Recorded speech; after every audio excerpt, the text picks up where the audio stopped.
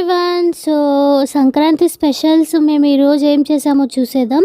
అయితే తెలంగాణలో సంక్రాంతి రోజు స్పెషల్స్ చేసుకుంటారు అండ్ ఆంధ్రాలో కనుమ రోజు చేసుకుంటారు.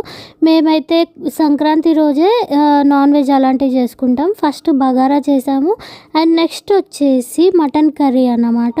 సో కొద్దిగా గ్రేవీ ఎక్కువ ఉంటేనే బాగుంటుందని గ్రేవీ ఎక్కువ వేసి చేసాము అండ్ పులిహోర.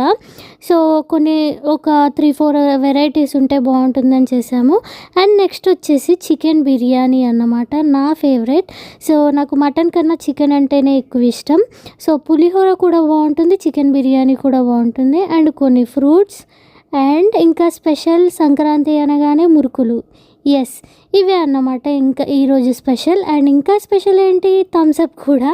సో ఇలాగా మేము లంచ్ అనేది సంక్రాంతి రోజు కంప్లీట్ చేసాం.